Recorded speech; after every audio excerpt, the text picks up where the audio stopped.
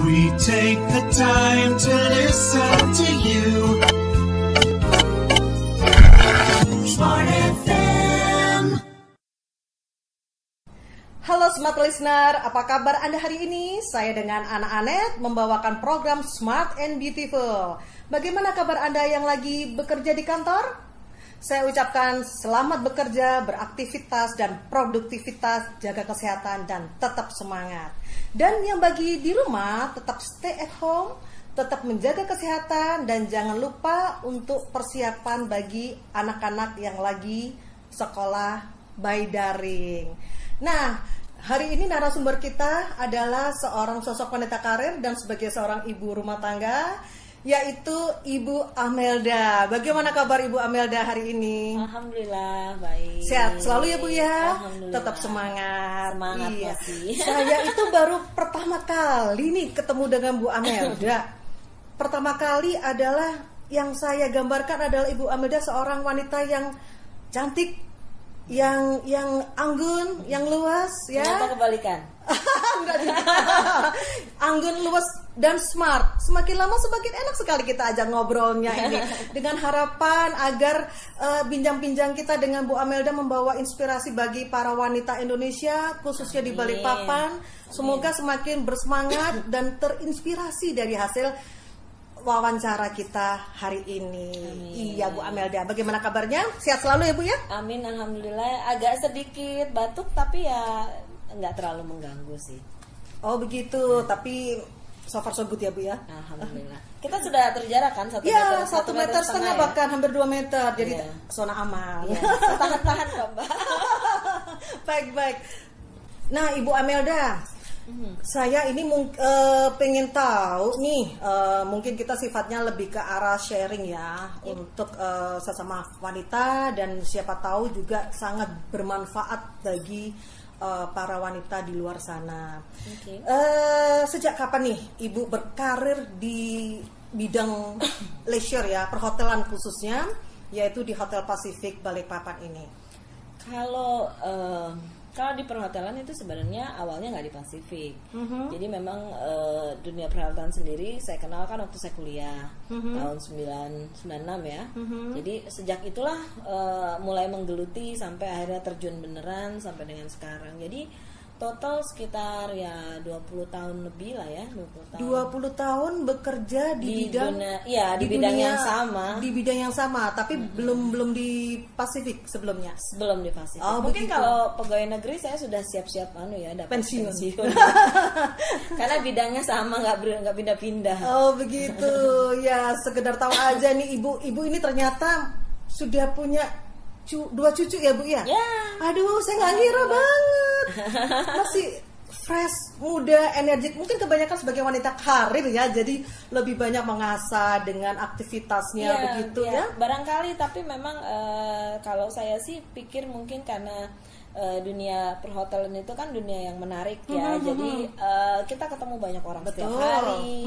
Kita nggak boleh menunjukkan emosi pribadi. Betul. Jadi apapun masalahmu di rumah ya di depan tamu harus senyum dan segala macam. Ya mungkin akibat senyum itulah yang kira-kira agak mengurangi kerutan-kerutan saya ini. Betul, mungkin. membawa aura positif tentunya, jadi semakin banyak senyum, semakin banyak ibadah juga tentunya, dan semakin membuat awet muda. Ya, karena hanya di hotel yang harus begitu kan. Karena ini memang hospitality management ya Bu ya. Jadi salah satu hospitality management adalah kita tetap membawa keramah tamahan. Betul. Lagi dongkol, lagi ada masalah apapun yang berat, tetap aja casingnya senyum begitu ya. Tetap casingnya menyenangkan gitu, walaupun hati sangat sakit gitu mungkin tersayat-sayat.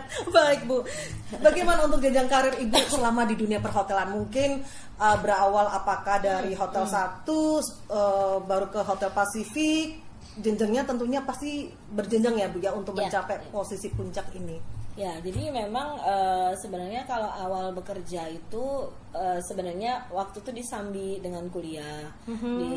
Saya kuliahnya di Malang di Universitas Merdeka, memang jurusan pariwisata, perhotelan terutama. Terus kemudian biasa kita pasti ada semester terakhir ada kegiatan on the job training untuk membuat karya tulis akhir, tapi waktu itu malah nggak training, jadi ceritanya langsung cari kerja.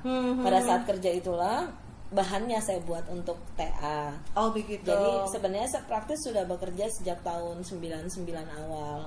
99 awal bekerja di dunia perhotelan di Balikpapan atau di Jawa? Taman Dayu di Jawa. Oh di Jawa Ya, Timur. Taman Dayu, ya Taman Dayu Residence itu. Nah, di situ kemudian dapat cuma 8 bulan karena memang hanya nyambi sambil menyelesaikan TA karena sudah nggak ada kuliah. Selesai itu saya pulang ke Balikpapan, ya itulah mulai pertama kali langsung di Hotel Blue Sky. Di sana agak lama, 10 tahun juga. Terus sempat pindah lagi ke Hotel Bahtera. Di Bahtera nggak lama, cuma dapat 4 bulan. Saya pindah lagi ke sini dan 10 tahun lagi. Oh begitu ya Bu ya. Jadi Ibu dari dari memang sesuai dengan bidang Ibu yang di perhotelan, jadi dari satu hotel ke hotel yang lain Ibu ya. Jadi sebagai kira-kira untuk apa tantangan Ibu untuk sampai menjabat di posisi yang tertinggi ini? Seorang general manager loh Bu, itu untuk posisi wanita. Suatu posisi yang prestisius dan gak main-main. Kalau nggak benar-benar kredibilitasnya tinggi atau capable, pasti susah untuk mencapai posisi itu. Kira-kira apa itu tantangan maupun kiat-kiat dari Ibu? Iya, kalau yang pertama sih pasti rezeki. Betul. Jadi apapun yang kita lakukan, kalau kita niatkan dengan sungguh-sungguh, semua pekerjaan harus dijalani dengan sungguh-sungguh. Benar. Dan itu nanti ada hasilnya sendiri dan itu termasuk kerja keras. Saya tidak pernah tidak pernah terlalu gegabah untuk berada di posisi tertinggi, tapi untuk mencapai posisi itu selalu saya melakukan persiapan-persiapan. Jadi contohnya mulai dari saya mau masuk kerja di mana, yaitu saya melakukan persiapan dengan harus kuliah dulu. Habis kuliah saya harus apa, dan itu semua bertahap. Jadi memang dari level terendah saya ikuti sampai sekarang. Nah, sebenarnya kalau saya mau lebih cepat waktu itu harusnya bisa, karena memang tren kita di dunia perhotelan itu, kalau Mbak Anet tahu, banyak banget tuh kan orang yang hotel sini pindah sini 2 tahun 3 tahun pindah. Itu biasanya bikin bisa ada 2 kemungkinan, bisa bikin cepat karir atau bisa bikin cepat jatuh. Nah, kebetulan saya tidak dalam posisi itu semua. Saya termasuk sangat lama berada di satu tempat. Sehingga ada plus minusnya juga. Minusnya saya lambat karirnya, plusnya saya menjadi expert, lebih matang ya Bu ya. Betul. Baik. Jadi saya tidak pernah berada dalam satu hotel yang namanya hotel chain, yang kita mungkin kenal hotel-hotel yang bermerek luar biasa itu. Saya selalu berada di hotel yang pemiliknya individual. Tapi ya karena pemiliknya individual itulah yang harusnya pekerjaan ini ada kotakannya, misalnya kamu ngerjain ini, itu nggak ada kan, nggak ada istilah gitu di perusahaan model begitu. Ya akhirnya itu yang membuat saya menjadi menguasai banyak hal. Dan begitu saya masuk ke step berikutnya, alhamdulillah sempat ragu waktu mau pindah mau apa tuh kan sempat ragu ya, namanya juga kita udah karyawan tetap, terus ini itu tinggal nunggu pensiun harusnya. Tapi enggak lah, enggak begitu, masuk aja. Apa penyebabnya Bu Amilda bisa pindah satu tempat ke tempat lain, tentunya dengan waktu yang relatif cukup lama. Dan apakah itu juga dipreparekan sebelum menjabat posisi katakanlah dari supervisor untuk menjabat lebih atasnya lagi, manajer lagi? Apakah ada semacam persiapan khusus, entah itu menambah wawasan, ilmu atau studi apapun begitu? Ya betul. Jadi memang makanya menuju ke tahap itu 10 tahun di properti pertama, kemudian sebentar di properti kedua, dan 10 tahun di properti ketiga, itu memang ada tahapan semua. Jadi enggak yang stuck ya, di situ enggak, tapi meningkat terus. Walaupun cukup lama, terhitung sebenarnya lambat, tapi ya banyak hal membuat saya bisa jadi lebih mampu mengatasi banyak hal gitu. Karena kadang-kadang kalau kita lihat sekarang banyak mungkin teman-teman manajer yang muda-muda sekali, tapi karena dia nggak pernah menjalani kehidupan seperti saya di hotel yang individual, saat mereka sangat bahagia dengan kerja di hotel chain yang semua sudah tertata, semua sudah teratur, semua sudah rapi, masuk ke sini berantakan, pasti nggak sanggup, pasti pindah. Kalau saya suruh pindah sana, saya yang tahan. Saya pasti tahan karena sudah digembleng dari awal ya Bu ya. Karena pekerjaannya nggak banyak, yang dikerjakan cuma satu hal, dua hal. Bahkan seorang GM pun mungkin juga di sana sudah ada guideline harus apa lah. Kalau di tempat saya nggak ada guideline. Apa kata pimpinan kamu kerjakan, mau jadi apapun ya. Ya jadi memang banyak plus minus. Tapi saya sih persiapan itu alhamdulillah memang dijalani dengan cukup matang ya. Karena emang nggak gerasa-gerusu. Nah, sejak awal pun mau bisa berada di posisi ini pun seperti kayak mungkin karena semua yang saya kerjakan ya hanya sebatas saya bekerja sesuai dengan apa yang harus dikerjakan dan bekerja baik aja intinya gitu. Betul. Jadi saya pernah saya pernah ada dalam hati saya bilang, oke, saya mau jadi manajer usia segini. Saya waktu itu saya usia sudah 33, saya belum naik manajer. Saya bilang enggak, saya harus jadi manajer usia 30, saya bilang. Ternyata terlambat 33. Saya nggak bisa nih. Jadi ada target. Harus jalan. Pertama adalah prepare, target. Jalan. Abis itu saya ngomong lagi, oke, udah jalan, saya pindah dan benar diangkat jadi manajer. Saya bilang sama diri saya, saya mau jadi GM usia 40, saya bilang. Dan 45 saya harus berhenti. Saya bilang begitu. Saya 45 harus berhenti. Dan sekarang usia berapa ini, Bu? 43. Jangan dulu dong, Bu. Masih panjang karir Ibu. Masih banyak yang memerlukan bantuan Ibu. Nah, smart listener, seperti yang Anda tadi dengarkan, poin penting adalah pertama adalah percaya diri, persiapan khusus, dan tentunya adalah target. Ya, betul begitu ya Bu ya. Jadi dengan doa hotelnya, pasti itu pertama. Jadi yang pasti adalah doa, kemampuan diri, yaitu mengasah diri sendiri dengan persiapan khusus untuk ke jenjang karir berikutnya, dan tentunya ada target. Bismillah, itu semua akan bisa dilalui dengan lancar. Tadi Ibu Amelda sudah menjelaskan tentang step-stepnya sebagai seorang leader sampai detik ini ya. Nah, kira-kira apa sih yang menjadi makna sebagai seorang wanita untuk menjadi seorang pemimpin? Wanita sebagai seorang pemimpin. Sebenarnya wanita itu memang nalurinya juga menjadi pemimpin, mau yang di rumah maupun yang di pekerjaan. Walaupun memang imam itu adalah laki-laki, tapi ada porsi yang memang harus wanita yang melakukan, yang mengeksekusi. Betul, yang memimpin. Contoh di rumah mungkin ibu yang harus ngurusin anak, ibu yang harus nyiapin ini nyiapin itu.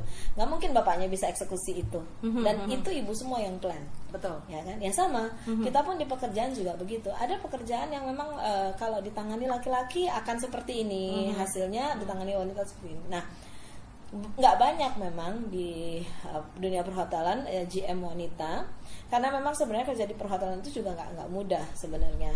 Karena kebanyakan perempuan-perempuan di dunia perhotelan itu memang karena looks-nya, karena tampilannya, biasanya mereka dijadikan garda terdepan untuk bertemu dengan banyak orang. Jadi kalau dia tiba-tiba harus menjadi tipikal pemimpin itu memang konseptual begitu ya. Ada banyak yang nggak sempat nyampe ke sana gitu. Nah, saya beruntung bisa ada di situ. Jadi memang sebagai pemimpin itu bukan hal yang tabu, memang karena itu sebenarnya nalurinya udah ada wanita itu, hanya bagaimana cara kita memanfaatkan kondisi itu. Nah, kebetulan memang saya berada di posisi yang lebih mudah untuk mencapai itu.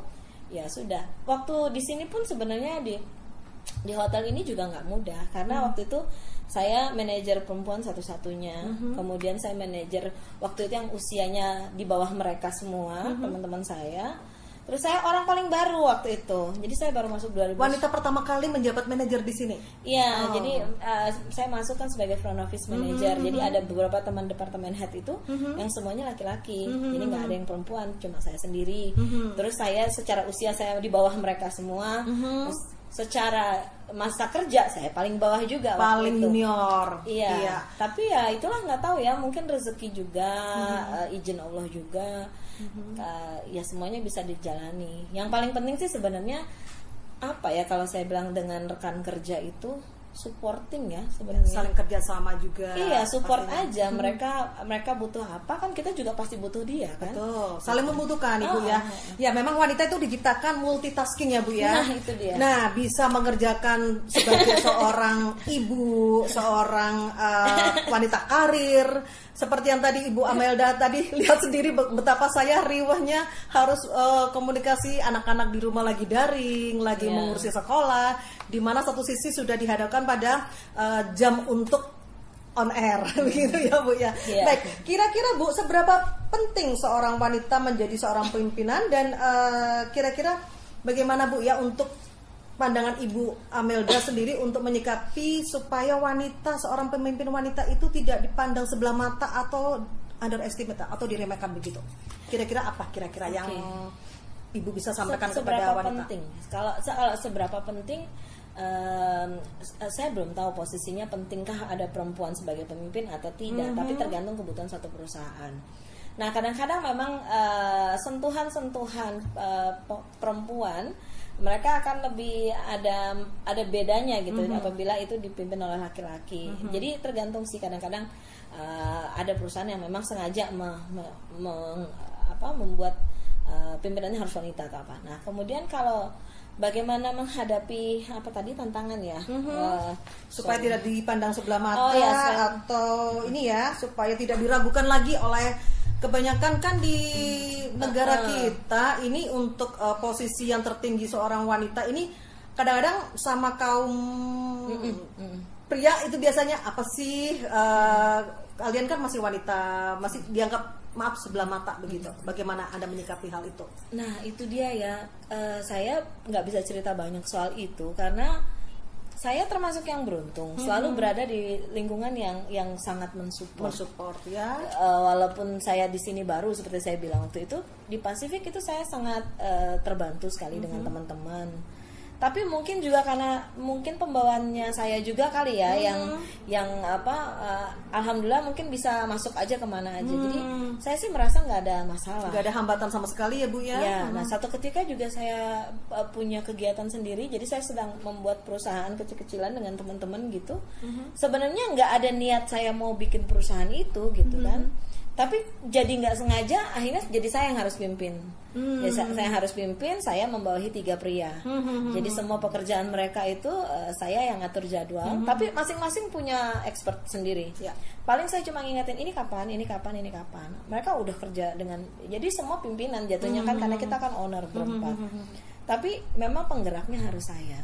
Kemudian ada lagi satu organisasi yang saya ikuti waktu saya masih di Room Division Manager, itu namanya Indonesian Housekeeper Association. Saya di situ ditunjuk sebagai sekretaris sebenarnya. Tapi karena sekretaris ini adalah orang nomor 2-nya ketua, ya ketua itu senang aja gitu. Udah Mbak Amel aja gitu. Mungkin karena perempuan lebih cerewet kali ya. Saya rasa perempuan itu lebih fleksibel, lebih detail, lebih keibuan, dan dia untuk menempatkan dirinya sosok seorang wanita, seorang ibu yang lembut itu jadi bisa masuk kemana-mana. Mungkin begitu ya Bu Amelda ya. Jadi saya pun dengan Pak Ketua, saya cuma gini, Pak, kalau saya bikin ini gimana? Oke, boleh jalan. Ya udah saya jalan, saya gerakin dulu teman-teman. Saya report ke dia, Pak, ini begini hasilnya, gini. Bapak kapan hadir? Udah, jadi dia tinggal tang. Udah, karena semua udah ditata. Sistematis ya pekerjaannya. Semua udah ditata, beliau tinggal masuk, figur, jalan, laksanakan gitu. Jadi nggak tahu juga, karena kalau dibilang tantangan yang saya memang nggak pernah merasa ada kesulitan yang luar biasa ya dalam posisi itu gitu. Apapun lah dimanapun saya berada, maksud saya ya baik di organisasi, di perusahaan saya sendiri maupun di perusahaan orang lain. Semua dikerjakan dengan lancar. Baik, alhamdulillah. Baik, smart listener, obrolan kita sangat menarik sekali. Udah memulai menghangat ini bincang-bincang kita dengan Bu Amelda. Tunggu pariwara berikut ini lewat. Jangan kemana-mana, tetap stay tune at 97,8 Smart FM.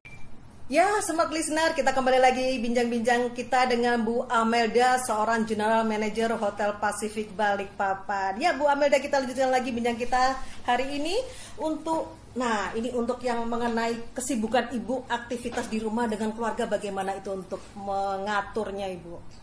Oke, 20 tahun bekerja. 20 tahun itu Iya. waktu yang nggak Iya. sebentar ya Ibu ya. Iya, 20 tahun mulai dari anak kecil sampai anak gede sampai Iya. punya cucu. Waduh, Oke. cucu ini. Saya sih kalau dibilang ngatur di rumah tangga sebenarnya nggak terlalu banyak kendala karena waktu itu ada yang bantu, ibu saya, bapak saya bantu saya jagain anak. Cuma paling kalau saya sudah nggak di pekerjaan ya baru saya fokus.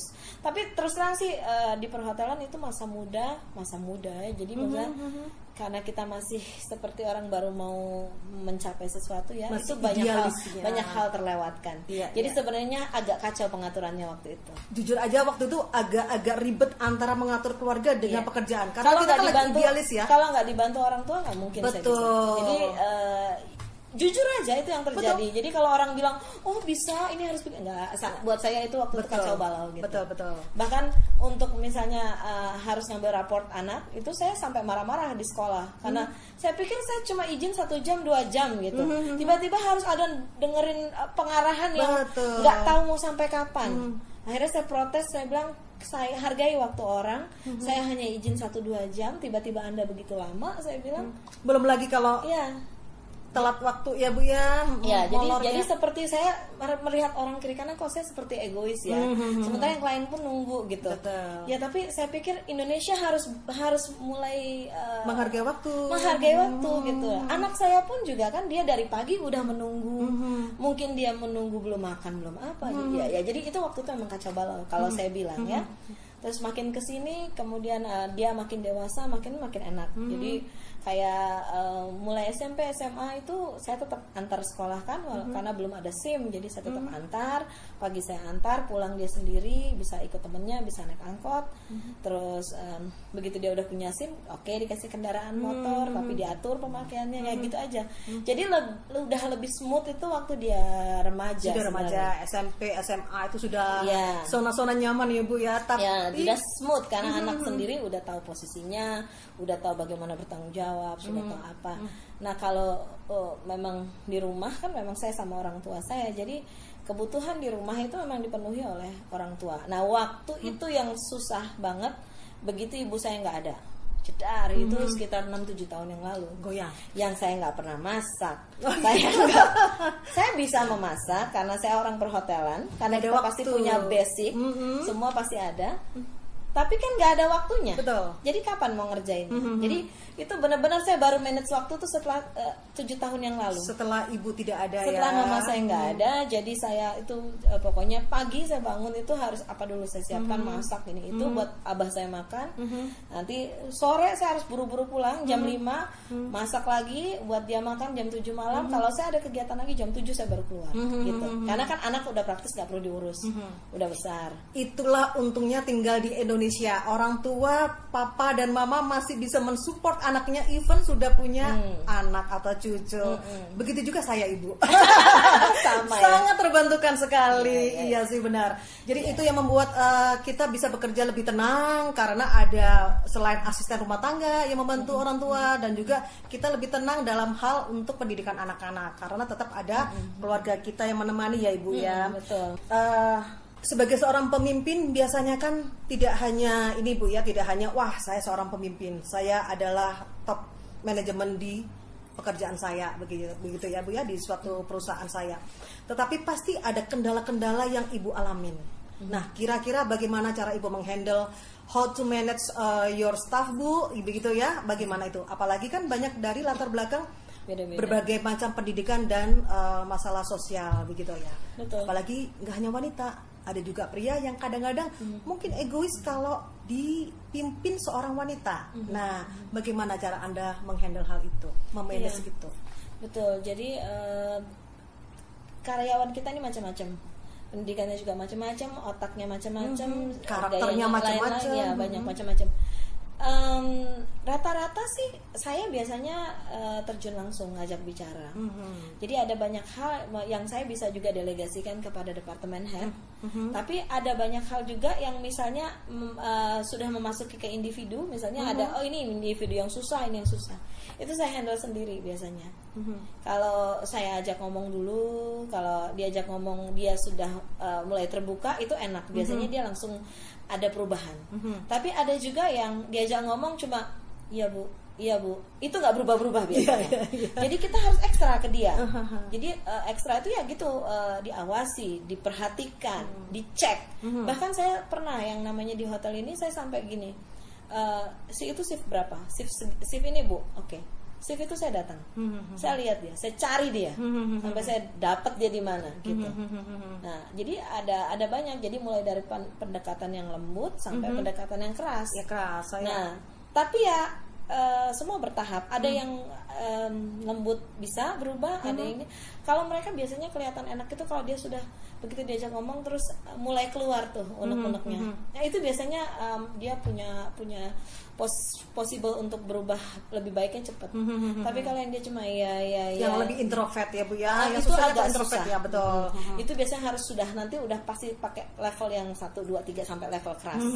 Nah begitu level keras, nah dia baru rasa tuh biasanya. Apakah sampai di semacam ada seperti Ya, surat peringatan warning begitu gitu, ya, pasti. secara tertulis pasti gitu ya. Pasti ada. Cuma ya itu tadi dalam kita memberikan ke dia itu, ya saya menempuh banyak hal Berbagai dulu. cara, ya. Saya menempuh banyak hal dulu sebelum mengeluarkan itu. Jadi pada saat saya keluarkan itu, dia sudah paham berarti ini sudah langkah terakhirnya Bu Amel gitu. Dan begitu langkah terakhir keluar, ya dia akhirnya dengan alhamdulillah kebanyakan menyadari dan segera berubah. Ya itu biasanya yang saya hadapin ke teman-teman. Nah kalau orang-orang yang itu yang sulit-sulit, yang mungkin kalau kita bilang itu agak bandel-bandel, tapi ada juga yang nggak bandel, diem aja.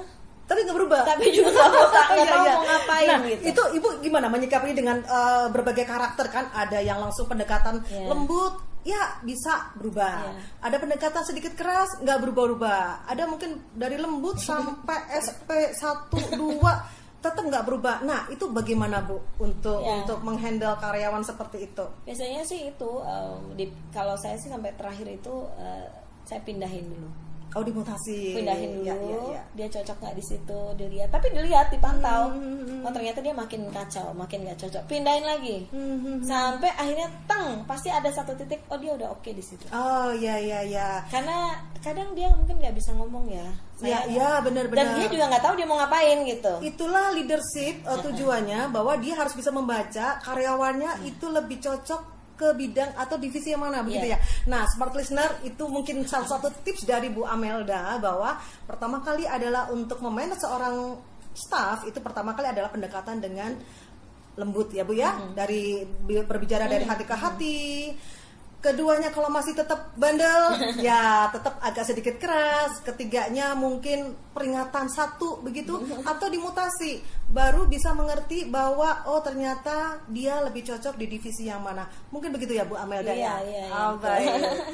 Baik, smart listener, semakin lama semakin panas sekali nih. Bincang-bincang kita dengan Bu Amelda semakin menarik sekali, membuat Anda mungkin lebih banyak inspirasi yang didapatkan dari hasil bincang kita dengan Bu Amelda.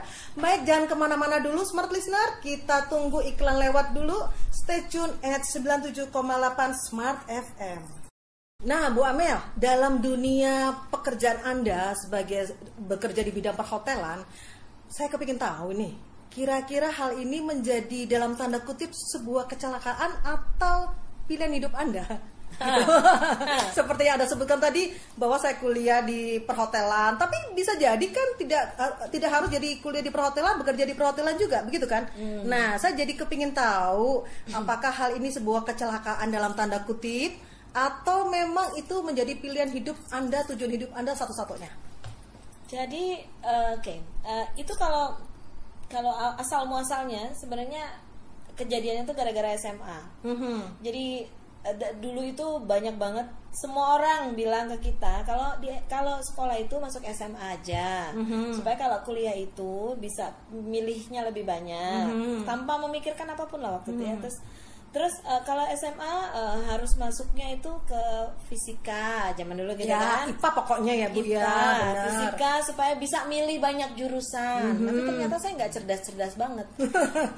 Jadi yang penting hasil akhirnya kan, Bu, ya. nggak cerdas-cerdas banget. Jadi waktu itu ujian masuk perguruan tinggi pun yang saya memilih itu sebenarnya bukan pilihan saya karena ingin membahagiakan orang tua. Ya saya pilih aja lah gitu kan, disuruh semua orang tua kan pengen anaknya jadi dokter, Benar, kalau insinyur, nggak jadi apa gitu tukang kan. insinyur ya Bu, ya. Jadi ikut aja lah, Oh. ikut. Dan ternyata emang nggak lulus. Oh begitu. Dan satu ketika saya mikir gitu, kuliah apa yang nggak ada IPA, matematika, kimia gitu. Terus ada teman bilang, anu yuk masuk perhotelan aja. Tapi itu saya sudah pikirkan waktu SMA, belum lulus. Karena orang tua minta saya harus masuk ini.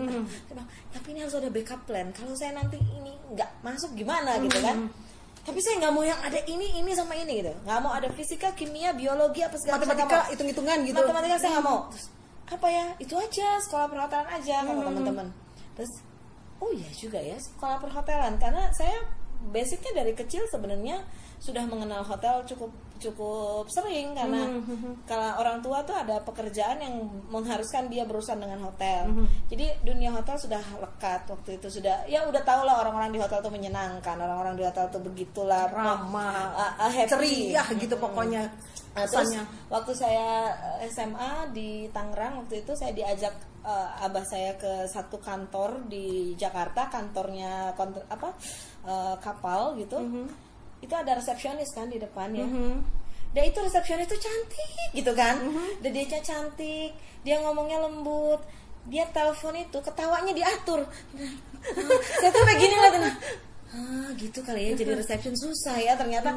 Mesti ketawa diatur, apa diatur, semua diatur, sikap semua diatur gitu.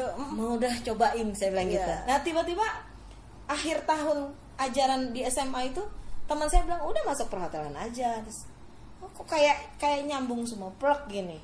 Ya udah akhirnya saya masih ngomong lagi, saya mau perhotelan tapi saya nggak mau di Bali, saya nggak mau di Bandung. Kalau kenapa? Bali Bandung paling bagus. Betul. Bandung saya trauma sama orang Bandung karena ada pengalaman jelek. Kemudian Bali saya nggak berani. Saya bilang nggak mau berani. Bali itu terlalu open. Ya. Saya bukan tipikal anak yang senang membuka diri untuk berhappy-happy. Jadi saya nggak mau, saya bilang pasti saya nggak akan beres di sana. Jadi saya pilihlah waktu itu rencana mau di Surabaya. Tapi karena saya punya pengalaman jelek tinggal dengan keluarga, jadi saya bilang saya nggak mau di Surabaya, ada tante. Jadi pilihan saya disuruh ke sana. Ya, jadi saya pasti disuruh. Akhirnya saya pilih ke Malang. Iya. Ya udah, masuk perhotelan kayak bener dibilang kayak kecelakaan ya. Orang bego apaan yang diomongin kagak ngerti, sumpah. Nggak ngerti. Tapi artinya ibu tertarik di dunia itu karena nggak mau di dunia yang lebih susah, lebih susah seperti fisika, matematika dan terus melihat si mbak itu, terus lihat si mbaknya aduh cantiknya, jadi saya pengen seperti ini begitu ya, terinspirasi ya Bu ya. Jadi semoga ini juga menjadikan inspirasi bagi para wanita-wanita yang nggak suka matematika dan fisika gitu ya Bu ya.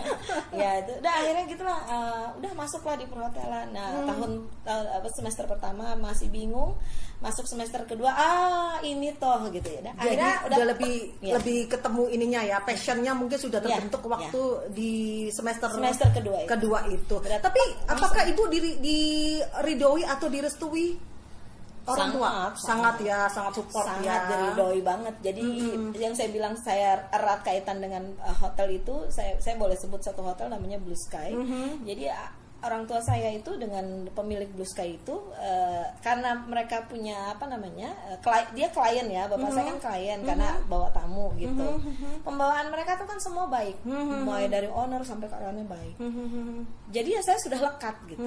Akhirnya saya bilang oke lah, saya pasti bisa bekerja dengan baik gitu di sana. Dan kebetulan begitu saya ditahu masuk perhotelan, terus Pak Kurnia bilang oke, nanti kalau lulus kasih kabar. Udah gitu doang. Akhirnya 10 tahun di sana.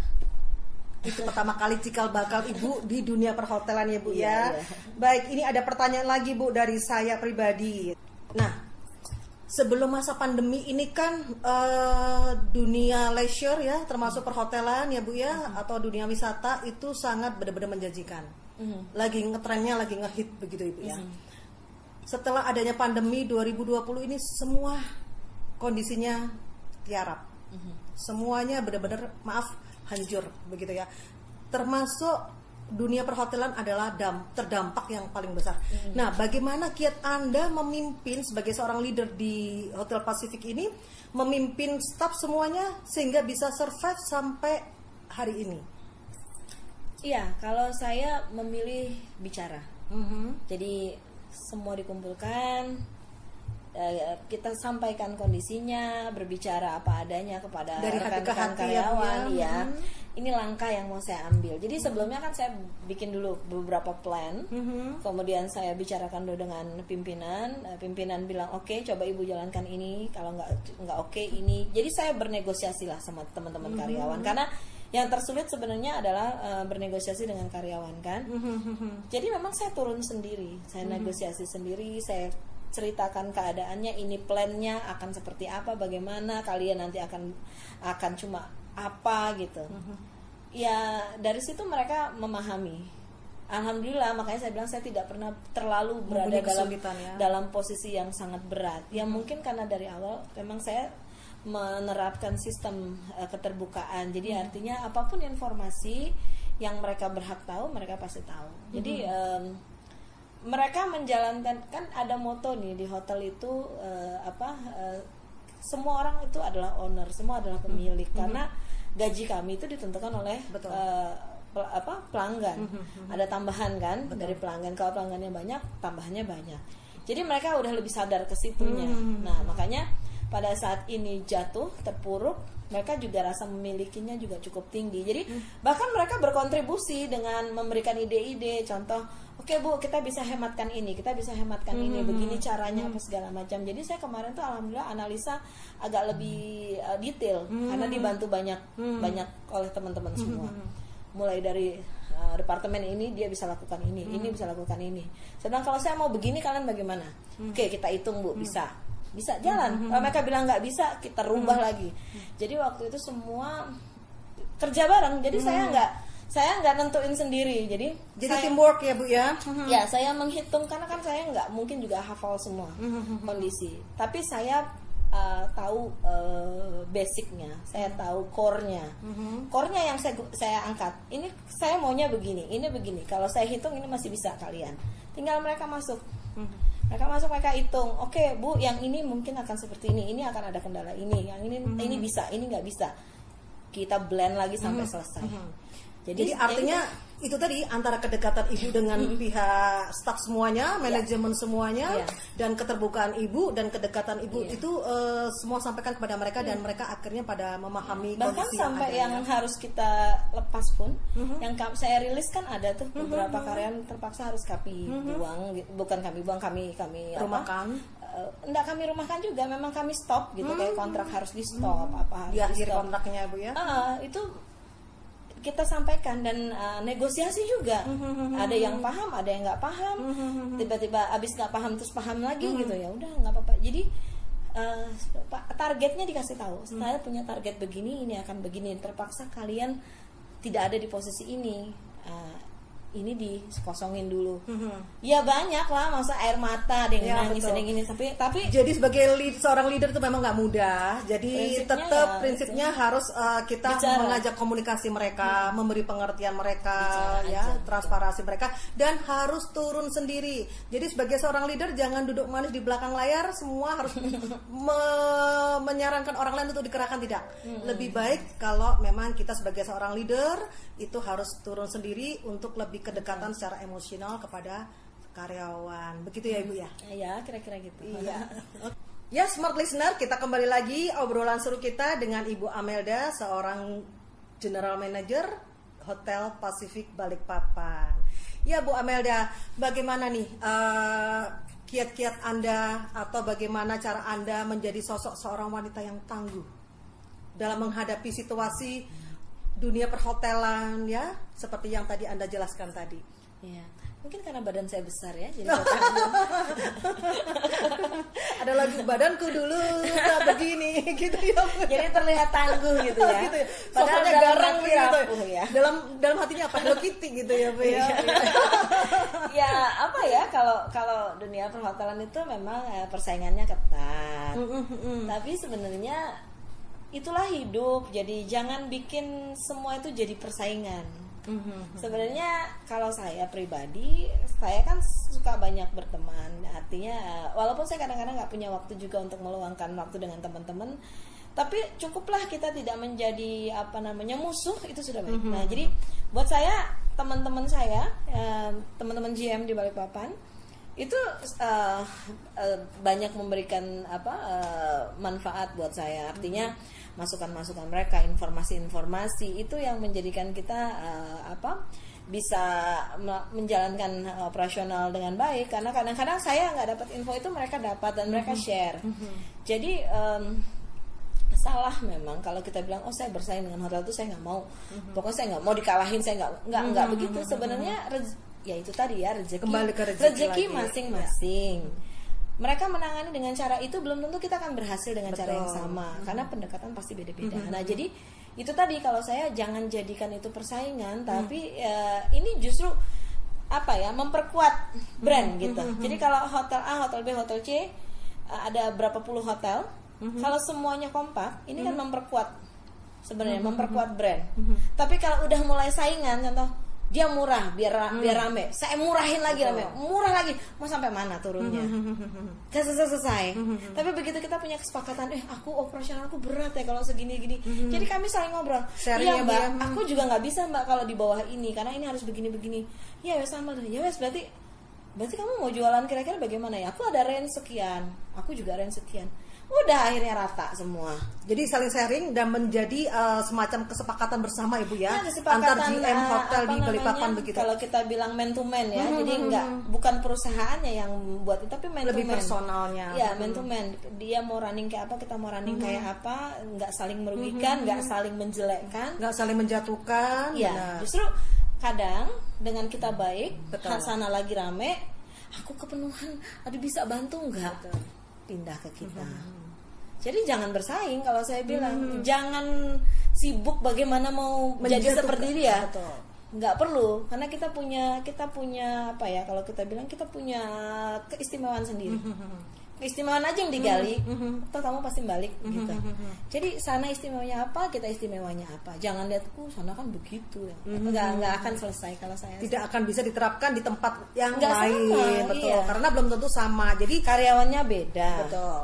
Namanya udah beda, lokasinya pun udah beda. Jadi kita lebih baik explore lebih ke arah apa yang bisa kita jual, begitu, yang kelebihan-kelebihan dari perusahaan tersebut. Betul sekali Ibu Amel, sangat menginspirasi ya. Nah Ibu, ini untuk menginspirasi bagi wanita di seluruh Indonesia, di kota Balikpapan khususnya, bagaimana pesan Anda, message Anda buat para wanita-wanita di luar sana agar bisa memberi motivasi untuk tetap semangat, karena apapun itu mungkin dari hasil obrolan ini akan bisa banyak memberi insight yang positif bagi mereka. Ya, oke. Pertama, jangan pernah pengen jadi orang lain. Mungkin ibu-ibu di sana pikir saya hebat GM, bagus ini. Saya malah bilang, ibu keren banget, jualan ini laku, jualan itu laku. Benar. Capek istirahat, nanti kerjain lagi sesuai jamnya. Saya belum tentu, saya harus bekerja sekian puluh jam, ya. Kemudian kita punya masing-masing peran. Nah, jadi kalau saya bilang, ya banggalah menjadi diri sendiri sudah. Jadi ibu bisa bikin apa, ya itu sudah keahlian ibu. Saya belum tentu bisa bikin bubur ayam enak, tapi ada orang yang cuma modal itu, tiba-tiba dia jadi pengusaha bubur ayam yang hebat gitu ya. Ya sampai titik itu. Makanya jadi saya sendiri merasa ada batas. Menjadi wanita karir itu memang sesuatu yang membanggakan, terlihat hebat, terlihat bagus. Kita menjalaninya juga enak, terima gaji gitu. Tapi kalau kita stuck di situ, kita nggak akan berkembang ya. Justru buat saya, ibu-ibu yang di rumah yang sekaligus menjadi entrepreneur, itu lebih enak. Itu jauh lebih hebat buat saya. Artinya apa? Dia punya kebebasan finansial, punya kebebasan waktu. Iya, artinya apa smart listener? Bahwa rumput tetangga, jangan memandang rumput tetangga itu lebih hijau. Betul nggak? Iya. Pandanglah rumput kita sendiri yang lebih hijau. Rumput saya warna kuning, Bu. Saya aja nggak hijau. Itu ciri khas Anda. Biar terlihat lebih Kayak padi menguning lebih bagus kan? Lebih bagus menguning daripada menghijau gitu. Ya, terima kasih sekali Bu Amelda, obrolan kita hari ini sangat seru sekali. Semoga mendapatkan insight yang positif bagi para wanita di luar sana untuk menjadi pribadi yang lebih kuat dan lebih mandiri. Amin. Tindakan terkuat untuk seorang perempuan adalah untuk mencintai dirinya sendiri, menjadi dirinya sendiri, dan bersinar di antara mereka yang tak pernah yakin dia mampu. Saya Ana Anet, mohon undur diri dulu. Sampai bertemu di program selanjutnya Smart and Beautiful setiap hari Jumat pukul 11 sampai 12 waktu Indonesia bagian tengah. Ketemu lagi, tetap jaga kesehatan. We take the time to listen to you. Smart